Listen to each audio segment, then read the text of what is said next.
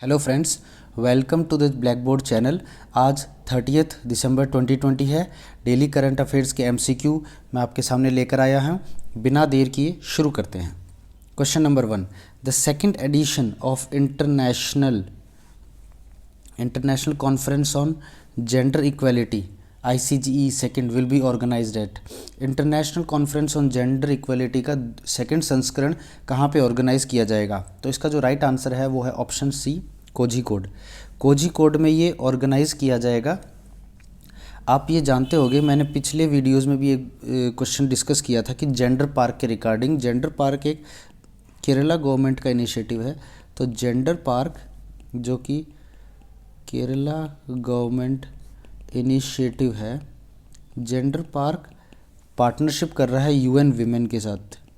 UN का एक अंग है यूएन विमेन, उसके साथ ये पार्टनरशिप कर रहा है ताकि जो सेकंड एडिशन है ICGE का, international conference on gender equality का, वो ऑर्गेनाइज किया जाए। ये 2021 में आयोजित होगा। कहाँ पे होगा? कोझिकोड में। कोझिकोड में भी कहाँ? जेंडर पार्क्स का एक कैंपस है, जेंडर पार्क कैंपस, वहाँ पे ये आयोजित होगा। ठीक है।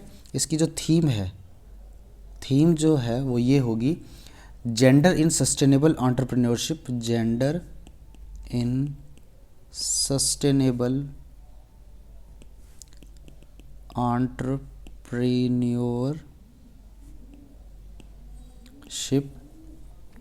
And social business colon the mediating role of empowerment. Mediating role of empowerment. हालांकि क्वेश्चन इससे नहीं आएगा, मैं एक जस्ट आपको बताने के लिए कि इसकी डिटेल्स बता रहा हूँ उसके एम से कि ये इसकी थीम होगी। इसका जो फर्स्ट एडिशन हुआ था, फर्स्ट एडिशन भी जेंडर पार्क में ही हुआ था नवंबर 2015 में।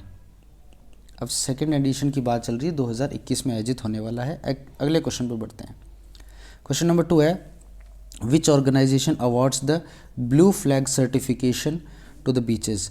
हाल ही में भारत के 8 बीचेस को ब्लू फ्लैग सर्टिफिकेशन दिया गया है। तो ये कौन सी ऑर्गेनाइजेशन द्वारा दिया जाता है? तो जो इसका राइट आंसर है वो option B, foundation for environmental education. FEE इसको देता है। फाउंडेशन फॉर एनवायरमेंटल एजुकेशन इस अवार्ड को देता है, जो ब्लू फ्लैग सर्टिफिकेशन है उसको देता है। मैं इसमें बता देता हूँ कि 8 बीचेस को एक साथ ब्लू फ्लैग सर्टिफिकेशन मिलने वाला भारत पहला कंट्री है। इसकी जो ज्यूरी होती है, मतलब जो जजेस होते हैं, जो डिसाइड करते हैं कि किन बीचेस को ये दिया जाए, तो वो इंटरनेशनल ज्यूरी जो थी, उसके जो मेंबर्स थे इन संस्थाओं से, इन चारों संस्थाओं से मेंबर्स थे। यानी UNEP, फ़ी, UNWTO, ये WTO वर्ल्ड टूरिज्म ऑर्गेनाइजेशन है, UN वर्ल्ड टूरिज्म ऑर्गेनाइजेशन, और IUCN, इन चारों के सदस्यों ने मिलकर ये तय किया कि किसको ब्लू फ्लैग सर्टिफिकेशन देना है और किसको नहीं, ये तय करते हैं। अच्छा, ब्लू फ्लैग सर्टिफिकेशन क्या, ये इसके क्राइटेरिया कुछ होते होंगे। तो इसके जो क्राइटेरिया हैं वो हैं, बेसिकली देखा जाए तो एक स्वच्छता एक क्राइटेरिया है, स्वच्छता या क्लीनलीनेस आप कह दो। उसके अलावा सेफ्टी सर्विसेज, जैसे वहाँ पे बीचेस में पानी में अगर कोई डूब रहा हो तो उसके सेफ्टी के क्या मेजर्स हैं, वो चीज़ें।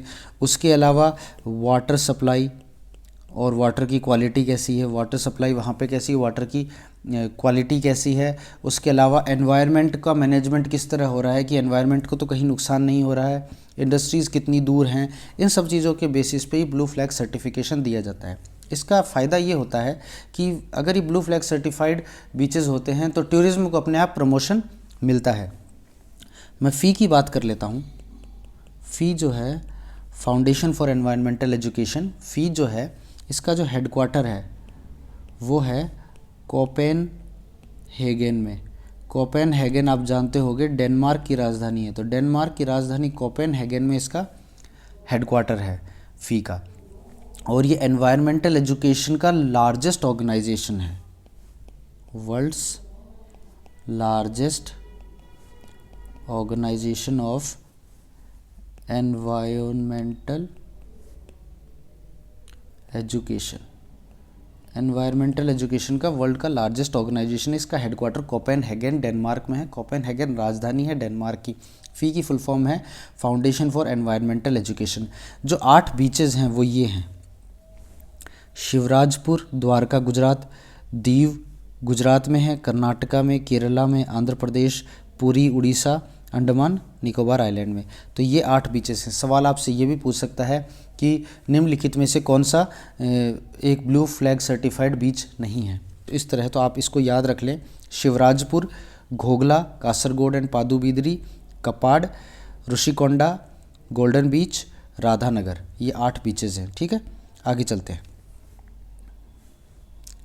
The name of world's first crypto bank.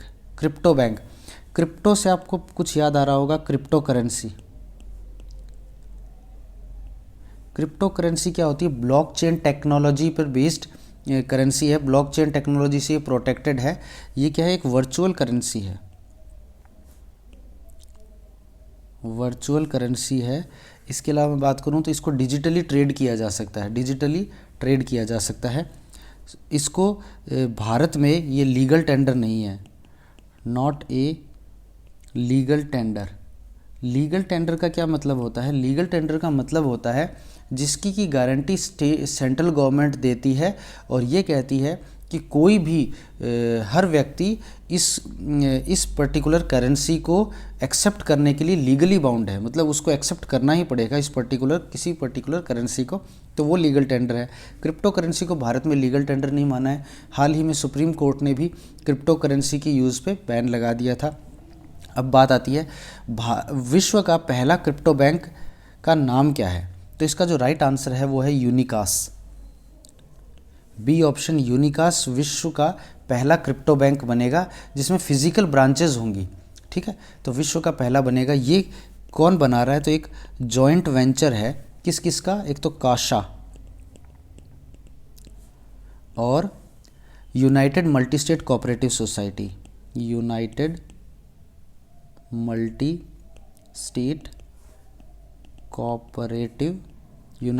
State cooperative society और काशा, इन दोनों का जॉइंट वेंचर है। इससे क्या होगा कि ये एक बैंक की तरह काम करेगा। ये क्रिप्टो बैंक क्या करेगा? जो भी इस क्रिप्टो करेंसी में ट्रांजैक्ट करना चाहते हैं एक अकाउंट से दूसरे अकाउंट, उसको अलाउ करेगा। क्रिप्टो करेंसी को एक तरह से ये अलाउ कर रहा है।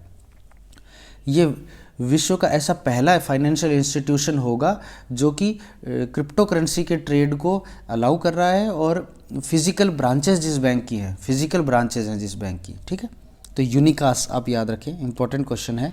यूनिकास विश्व का पहला क्रिप्टो बैंक है, यूनिकास। ठीक, क्वेश्चन है the name of India's first indigenous vaccine to treat pneumonia. Pneumonia को ट्रीट करने वाली भारत में बनने वाली पहली वैक्सीन का नाम क्या है? तो इसका जो राइट आंसर है वह ऑप्शन ए, न्यूमोसिल इस वैक्सीन का नाम है। इसको जो डेवलप किया है, developed by SIIPL, Serum Institute of India private limited, Serum Institute of India private limited और Bill and Melinda Gates foundation द्वारा। Bill and Melinda Gates foundation द्वारा इसको डेवलप किया गया है। ये भारत में बनने वाली पहली indigenous PCV pneumococcal conjugate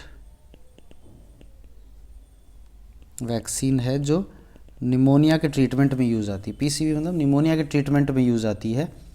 SIIPL की मैं एक बात और बता दूं, ये विश्व का तीसरा सबसे बड़ा सप्लायर है PCV वैक्सीन्स का। PCV वैक्सीन्स का विश्व का तीसरा सबसे बड़ा सप्लायर है।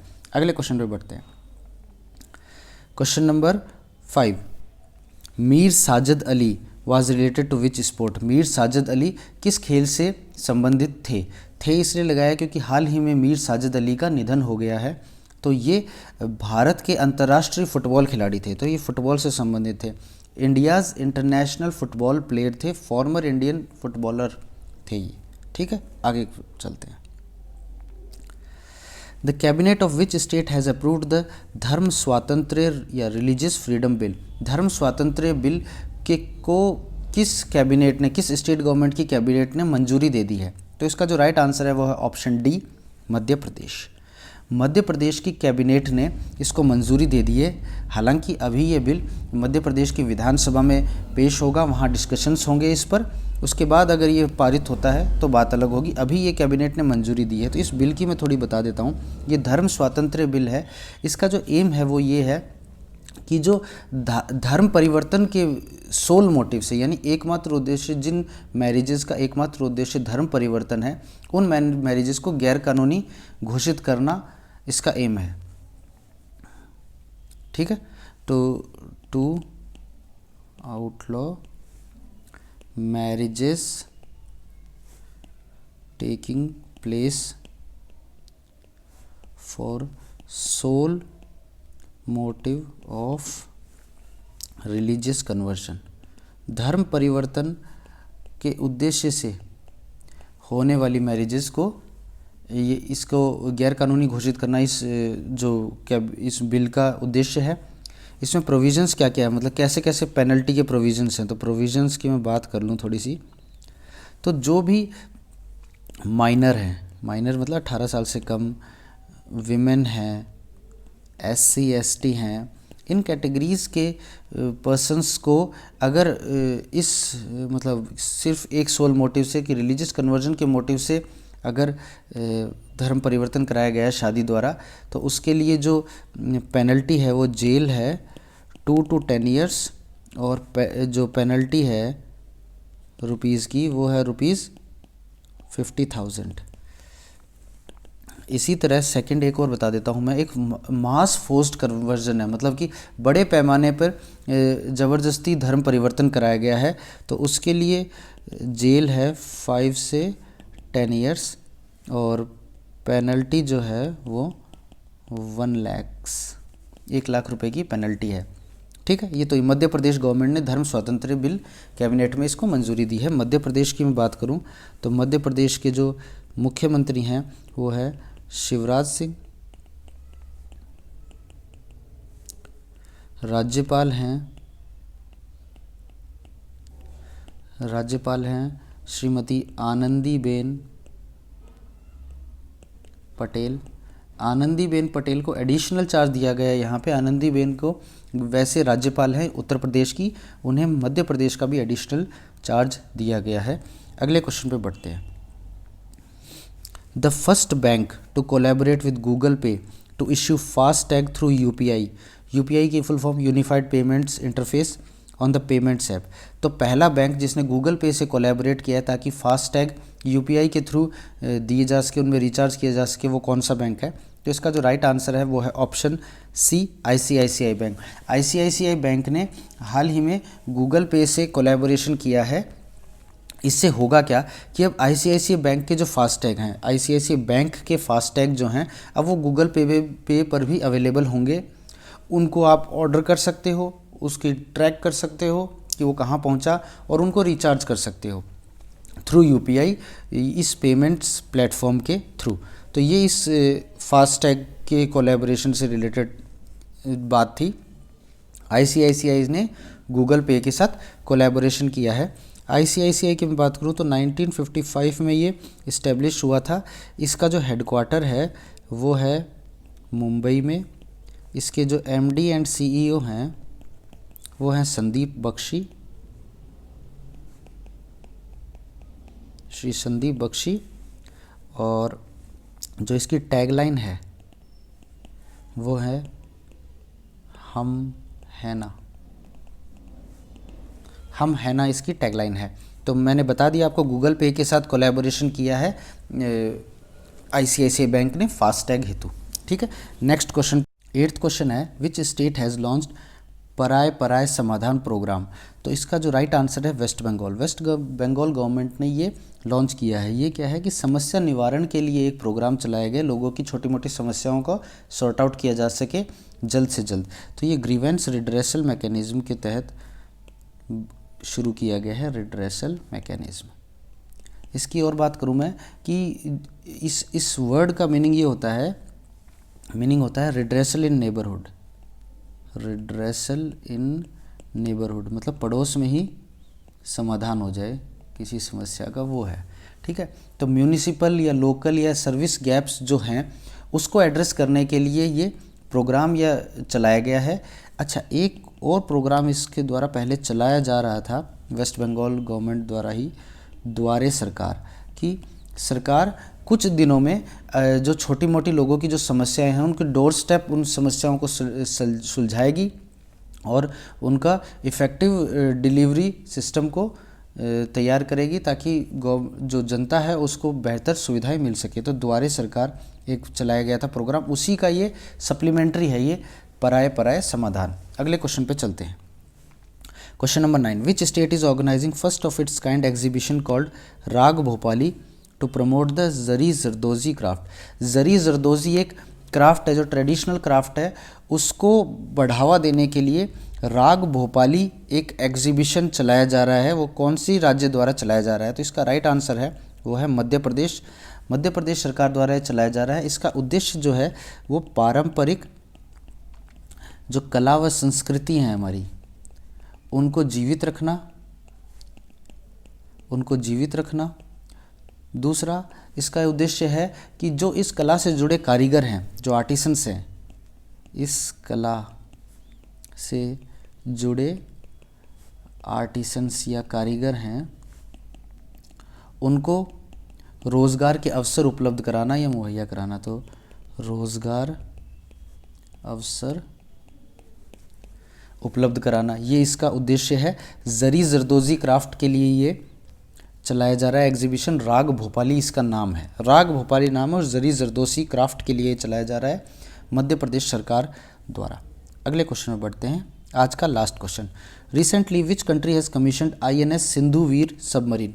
INS सिंधुवीर सबमरीन को किस कंट्री ने रिसेंटली कमीशन किया है, इंडक्ट किया है अपनी नेवी में? तो इसका जो राइट आंसर है वो है ऑप्शन बी, म्यांमार। म्यांमार की नेवी ने हाल ही में INS सिंधुवीर को इंडक्ट किया है। INS सिंधुवीर, INS यानी इंडियन नेवल शिप।